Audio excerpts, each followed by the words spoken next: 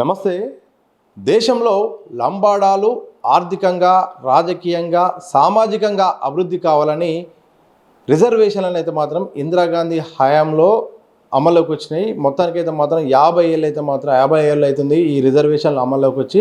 ఇక రకరకాల చర్చ, రిజర్వేషన్ల ఫలాలు అందాయని ఒక చర్చ, మరోవైపు రిజర్వేషన్ల అవసరమైన చర్చ, చాలా అంశాలు కూడా వస్తున్నాయి. ఇదే సందర్భంలో 50 ఏళ్ళు పూర్తవుతున్న సందర్భంగా మరి ఎలాంటి కార్యాచరణ చేస్తున్నారు, అలాగే జరుగుతున్న పరిణామాలపై కూడా మాట్లాడి తెలుసుకునే ప్రయత్నం చేద్దాం. మనతో పాటు మాజీ ఎమ్మెల్సీ, కాంగ్రెస్ పార్టీ సీనియర్ నాయకులు రాములు నాయక్ గారు మనతో ఉన్నారు. సార్, ఎట్లా ఫీల్ అవుతున్నారు? 50 ఏళ్ళకు సంబంధించిన రిజర్వేషన్లు ఒక అభివృద్ధి కోసం, సామాజికంగా కోసం అప్పట్లో ఇందిరాగాంధీ తీసుకునే నిర్ణయం పట్ల ఎట్లా చెప్పండి. చాలా సంతోషంగా ఉంది. ఉక్కు మహిళ స్వర్గీయ శ్రీమతి ఇందిరాగాంధీ ఆ రోజు 1976 ఒకే వేషం, ఒకే భాష, ఒకే సంస్కృతి ఉమ్మడి రాష్ట్రంలో, ఆంధ్రలో సుగాలి అని, రాయలసీమలో లంబాడీలు అని, అక్కడ వాళ్ళకి రిజర్వేషన్. ముఖ్యమంత్రి ఒకటే, మళ్ళా వేష, భాష, పండుగలు అన్నీ ఒకటే. ఏది లంబాడ గిరిజనులై 26 సంవత్సరాలు నష్టపోయిందాం తెలంగాణలో. 1976లో శ్రీమతి ఇందిరాగాంధీ ఆలోచన చేసి మా వాళ్ళు చాలామంది రిప్రజెంటేషన్ ఇచ్చి రవీంద్ర నాయక్ అటువంటి వాళ్ళు ముందు పడి రిజర్వేషన్ సాధించడం జరిగింది. 1976 ముందు మా స్థితిగతులు ఏంది?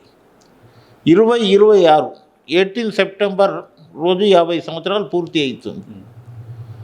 ఆ రోజు 18 సెప్టెంబర్ ఇప్పుడు మేము చాలా సంతోషంలో ఉన్నాం. ఎందుకంటే ఆ రోజులలో ఒక గజెటెడ్ ఆఫీసర్లను చూడాలన్నా కనిపించకపోయేది. ఈ 50 సంవత్సరాల తర్వాత ఐఏఎస్, ఐపీఎస్, ఐఎఫ్ఎస్, గ్రూప్ 1, సిఐలు, డిఎస్పీ లెక్క లేకుండా ఈ విధంగా చాలా సిటిఓలు, ఇట్లా రకరకాలుగా మున్సిపల్ కమిషనర్లు. ఇవాళ ఆమె ఇచ్చిన ఫలం. ఆమె ఇవ్వకపోతే ఇవాళ బంజారాలు ఏమొస్తే చేసేటోళ్ళు, కట్టెలు మోసేటోళ్ళు, అడవిలలో కట్టెలు కొట్టుకొచ్చి గ్రామాలలో అమ్మేటోళ్ళు. ఆ రోజులలో ఇటుక బట్టీల దగ్గర పనిచేసేటోళ్ళు, డాంబర్ రోడ్ల మీద పనిచేసేటోళ్ళు. మా నారాయణ ఖేడ్, జైరాబాద్ ఆ ఏరియాలో మొత్తము ఏమైతే చెరుకు కొట్టడానికి, చెరుకు కట్టింగ్కి పోయేటోళ్ళు. కోడంగల్ ఆ ఏరియాలో ఎక్కడైతే తాండూరు, కోడంగల్, పరిగి ఆ ఏరియాలో ఏంటంటే బొంబాయి, పూణేకి పోయేటోళ్ళు. ఈ విధంగా ఇవాళ పిల్లలు చదువుకున్న తర్వాత మంచి అవకాశం వచ్చింది. ఇవాళ ఆ రోజు గవర్నమెంట్ కాంగ్రెస్ పార్టీ ఇచ్చింది, తెలంగాణలో గవర్నమెంట్ కాంగ్రెస్ పార్టీది ఉంది. చాలా సంతోషమైన విషయం. ముఖ్యమంత్రి గారు ఆయన దృష్టికి పోగానే మనం చాలా పెద్ద ఎత్తున చేయాలనే ఆదేశాలు ఇవ్వడం జరిగింది. ఆదేశాలను సారంగా ఇవాళ మేము చాలా పకడ్బందీగా 25వ తేదీ గాంధీ భవన్కి వచ్చి బస్ యాత్ర మొదలవుతుంది.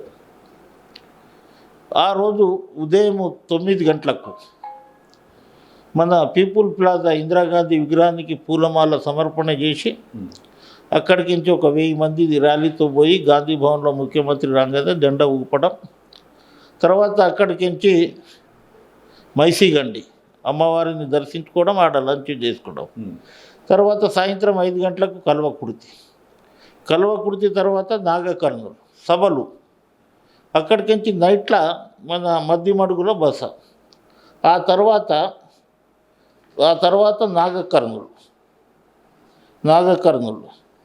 నాగకర్నూలు నుండి రాష్ట్రం అంతా ఉంటుందా యాత్ర మొత్తం ఉంటుంది. మధ్యమడుగు నుంచి బయలుదేరి నాగకర్నూలుకి నుంచి కొల్లాపూర్ 2వ రోజు. 3వ రోజు 27/6/26 శనివారం కొల్లాపూర్, వనపర్తి, దేవరకద్ర. ఇక్కడ దాదాపు కొల్లాపూర్ నుండి వనపర్తి ప్రయాణం 50 కిలోమీటర్లు. ఉదయం 10 గంటలకు అక్కడికి నుంచి మొదలయ్యి అనంతరం మధ్యాహ్నం భోజనం చేసుకొని దేవరకద్ర నుంచి వనపర్తి, దేవరకద్ర 60 కిలోమీటర్. సాయంత్రం 5 గంటలకు దేవరకద్ర పబ్లిక్ మీటింగ్.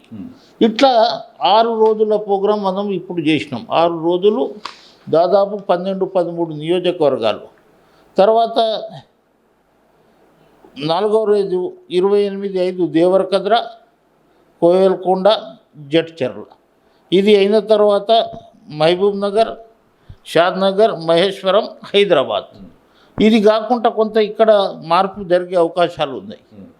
జడ్చర్ల చేసుకొని మహబూబ్ నగర్లో లేకుంటే డైరెక్ట్ నారాయణపేట పోయి నారాయణపేటలో పడుకొని నారాయణపేట చూసుకొని అక్కడికించి ముఖ్యమంత్రి గారి కాన్స్టిట్యున్సీ కోడంగల్ చేసుకొని కోడంగల్కించి పరిగికి 3 నియోజకవర్గాలు అక్కడ అవుతుంది. తర్వాత తాండూరు వికారాబాద్ 2 మిగులుతాయి. మళ్ళీ నెక్స్ట్ టైం అది చూస్తాము. ఇది 6 డేస్ ప్రోగ్రామ్.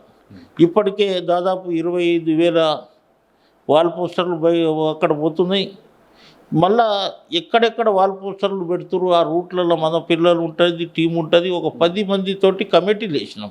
ఈ బస్ యాత్ర ద్వారా అక్కడ ప్రాంతాలకు వెళ్ళిన తర్వాత ఏం మెసేజ్ ఇస్తారో ఎట్లా ఉంటుంది ప్రోగ్రామ్? అక్కడ చాలా బ్రహ్మాండంగా ఉంటుంది. ప్రతి తాండలలో ఇందిరాగాంధీ ఫోటోను పాలాభిషేకం చేయడము, తర్వాత అక్కడికి మనం సాధించిన విజయాలను చెప్పడం, ఇప్పుడు సాధించబోయేవి అది ప్రగతిని అది చూసుకొని ఇవాళ అక్కడ కొంత పిల్లలు చదువుకున్న వాళ్ళు గిట్ట ఉన్నారు.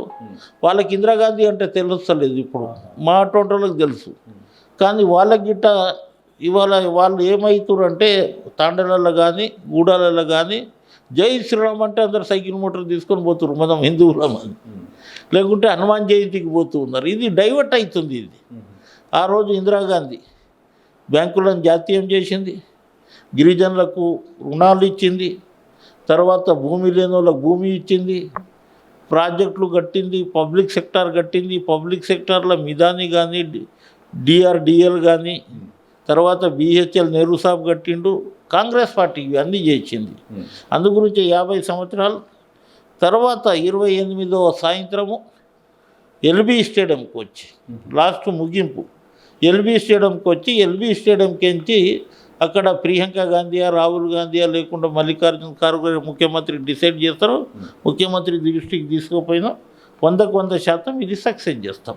ఇదే సందర్భంలో లంబాడాలకు ఇంకా ప్రభుత్వ పరంగా కూడా పూర్తి స్థాయిలో హక్కులు హామీలు కూడా అమలు కావట్లేదని కూడా ఈ మధ్యకాలంలో వరుసగా కూడా ప్రెస్ మీట్లు పెడుతున్నారు. లేటెస్ట్గా కూడా సోమాజి కూడా ప్రెస్ క్లబ్లో కూడా పెట్టేది. నిజంగా ఇచ్చిన హామీలు నెరవేర్చాల్సిన అవసరం ఉందా? నిజంగా లంబాడాల పట్ల రాజకీయంగా కాంగ్రెస్ పార్టీ అధికారంలో తీసుకొచ్చిన లంబాడాలకు మీ కాంగ్రెస్ పార్టీ మీ సర్కారు న్యాయం చేస్తుందా? 100% గిరిజనులకు న్యాయం చేసేదే కాంగ్రెస్ పార్టీ. ఆ రోజు రిజర్వేషన్ కల్పించిందే కాంగ్రెస్ పార్టీ. ఇవాళ కొంతమంది కొన్ని సంఘాలు అసంతృప్తితోటి ఉన్నారు. ఏమంటే మాకు మంత్రి ఇవ్వలేదని ఒకటి ఉంది.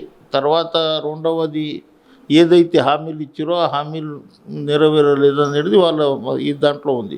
ఒక్కొక్క హామీ అవుతుంది. రెండవది మన రాష్ట్రం దివాలా తీసిన విషయం మీకు తెలిసే. అప్పులో కుప్పలో ఉన్నామో ముఖ్యమంత్రి గారు ఇది చేస్తూ ఉన్నాడు. తర్వాత ఏదైతే హామీలు ఉన్నాయో అది ఎలక్షన్ వరకు ఫుల్ఫిల్ చేస్తాము, తప్పకుండా ఇది చేస్తాము. ఇవాళ ఏ పార్టీ గిట్ట ఎన్నికల మేనిఫెస్టో రాసిన తర్వాత అన్నీ చేయాలని ఎక్కడ లేదు. రాస్తారు చాలామంది, కానీ ఇంప్లిమెంటేషన్ కొంతనే జరుగుతుంది. అంతకుముందు టీఆర్ఎస్ దళితులు ముఖ్యమంత్రి చేస్తా, గిరిజనులను 3 ఎకరాల భూమి ఇస్తా, తర్వాత నిరుద్యోగులకు 316 రూపాయలు ఇస్తా, తర్వాత గిరిజన బంధు ఇస్తా, ఇట్లా రకరకాలుగా చెప్పిండు కానీ చేయలేకపోయిండు. అట్లా కొంత ఇది ఉంటుంది, ఇబ్బంది ఉంది. మిత్రులు ఆలోచన చేయాలి. తప్పకుండా నేను మొన్న ముఖ్యమంత్రితోటి గిట్ట మాట్లాడి ఈసారి కంపల్సరీగా ఏదైతే ఇది ఉందో ఏది మన మంత్రి పదవి అనేది 100% ఒక లంబాడాకు వస్తుంది. ఆ విషయంలో మీరు కట్టుబడి ఉన్నారు. ఎందుకంటే సామాజిక వర్గానికి న్యాయం చేసినట్టు ఉంటుంది. చాలా అందరికీ న్యాయం జరుగుతుంది, కానీ ఇక్కడికి వచ్చే వరకు మాత్రం రకరకాల అంశాలు వస్తున్నాయి, సమీకరణలు వస్తున్నాయి. 100% ఇవాళ హైకమాండే డిసైడ్ చేసింది. ఆ పార్టీకి అనుకూలంగా ఓటేసారు. ముఖ్యమంత్రి చెప్పిండు కంపల్సరీ ఏఐసిసి ఇక్కడ ముఖ్యమంత్రి గిట్ట బలపరుస్తుండు. 100% ఎవరో ఒకరు అవుతారు. మీరేమో 50 ఏళ్ళకు సంబంధించిన రిజర్వేషన్లు వచ్చాయి, విజయవంతమైన మీరు సంబరాలు చేసుకోబోతున్నారు, ర్యాలీలు చేయబోసుకున్నారు. ఆదివాసీ సంబంధించిన సంఘాలు అయితే మాత్రం మా రిజర్వేషన్లను మొత్తం కూడా వాడుకుంటున్నారు, మైదాన ప్రాంతాల నుండి కూడా మొత్తం ప్రయోజనాలు పొందుతున్నారు, ఆర్థికంగా బలంగా మారుతున్నారు. మేము మాత్రం అలాగే ఉండిపోయినాం. లంబాడాల రిజర్వేషన్లను రద్దు చేయాలని కూడా డిమాండ్ నేను చెప్తాను. లంబాడాల రిజర్వేషన్ ఎవరు రద్దు చేయరంటే రద్దు కాదు. నేను మన ఎవరైతే ఆదివాసీ నాయకులకు నేను అంటున్నా ఏమంటే రిజర్వేషన్ మేము బ్రిటిష్ వాళ్ళే మమ్మల్ని క్రిమినల్ ట్రైబ్ అన్నారు. ఆ రోజులలో క్రిమినల్ ట్రైబ్ అన్నారు. పండిత్ జవహర్లాల్ నెహ్రూ వచ్చిన తర్వాత ఆయన పంచవర్ష ప్రణాళికలో ట్రైబల్ ఏది క్రిమినల్ ట్రైబల్ తీసేసి మా ముందు ట్రైబల్గా వాళ్ళు ఇది చేశారు.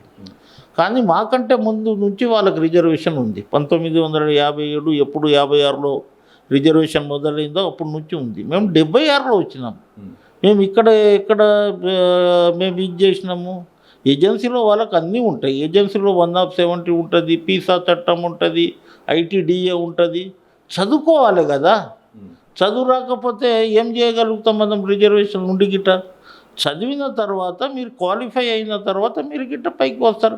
మీది మేము తిందాం, మాది మీరు తింటుర్రు అంటుర్రు. 1900 తెలంగాణలో 76 వరకు మేము రిజర్వేషన్లో లేము. 1956 నుంచి 76 వరకు ఎవరు తిన్నారు? మళ్ళా ఆ రోజు గొండలు డెవలప్ కావాలి కదా. మేము వచ్చిన తర్వాత వాళ్ళు కాలేదంటారు కదా. 1956 తర్వాత 76 వరకు 20 సంవత్సరాలు వాళ్ళు ఇదయ్యారు. మళ్ళీ అప్పుడు ఎవరు తిన్నారు? ఎవరు దోచుకొని పోయారు?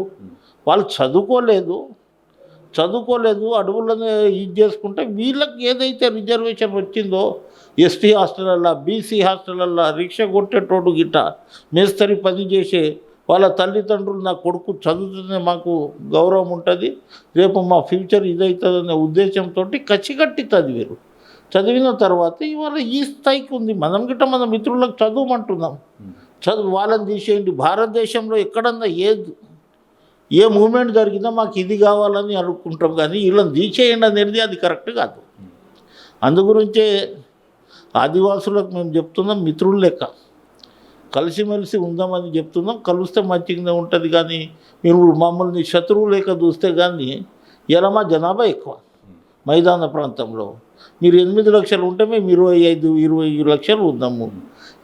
ఏబిసిడి చేసినా మాకే లాభం జరుగుతుంది. కానీ మనం ఎందుకు ఇది అంటున్నామంటే, ఎక్కడైతే మేము రిజర్వేషన్ ఫలాలను పొందినాం, ఇలా మీరు గిట్ట అవుతారు, మీ వాళ్ళు ప్రొఫెసర్లు అవుతారు, ఐఏఎస్ ఆఫీసర్లు అవుతారు. ఈ విధంగా మనం చదువుకోవాలి. చదువులేంది మేము డెవలప్ అవుతలేమంటే, చదువులేంది ఇయర్ రేపు ఏముండదు. చదివే ఇంపార్టెంట్. అందు గురించి వీళ్ళు చదివారు, వాళ్ళు చదవలేకపోయారు, అందు గురించి వాళ్ళు వెనుకబడ్డరు అనేది ఏదైతే ఫీలింగ్ ఉందో అది 10 సంవత్సరాలు ఇవాళ పబ్లిక్ స్కూల్ వేస్తుంది ముఖ్యమంత్రి గారు.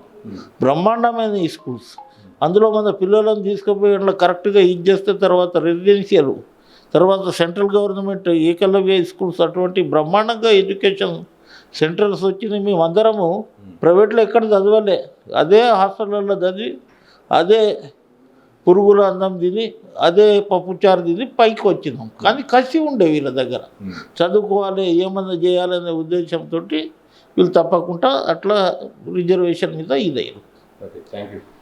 ఇది మొత్తంగా రిజర్వేషన్లు అనేది మాత్రం నిజంగా లంబాడాల అభివృద్ధి కోసం రాజకీయంగా ఆర్థికంగా ఎదగడానికి ఇందిరాగాంధీ గారు ఆ రోజులో ఉక్కు మహిళగా ఆమె ఒక సంచలనమైన నిర్ణయం తీసుకుంది. ఆ నిర్ణయం కారణంగా చాలామంది కూడా ఈరోజు ఆర్థికంగా కూడా సామాజికంగా బలపడ్డారు. అయితే రిజర్వేషన్లను తీసేయడం అనేది సాధ్యం కాదు, రద్దు చేయడం సాధ్యం కాదు. ఆదివాసులు ఎవరైనా కానీ తప్పకుండా రిజర్వేషన్లను వాడుకోవాలి. చదువుకుంటే తప్పకుండా కసిగా చదువుకుంటే తప్పకుండా అవకాశాలు వస్తాయి తప్ప రిజర్వేషన్లు మీకు పెంచాలని కోరుకోవాలి తప్ప ఉన్నవాటిని లంబడాలను తీసేయడం కూడా సరైనది కాదు. అది సాధ్యం కాని పని. కానీ ఏమైనా సమస్యలు ఉంటే మాత్రం తప్పకుండా కలిసి కూర్చొని మాట్లాడుకుందామని కూడా మాజీ ఎమ్మెల్సీ కాంగ్రెస్ పార్టీ సీనియర్ నాయకులు రాములు నాయక్ గారు చెప్పిన సందర్భం కనిపిస్తూ ఉంది. కెమెరా పర్సన్ ప్రశాంత్తో సతీష్, దిశ టీవీ, హైదరాబాద్.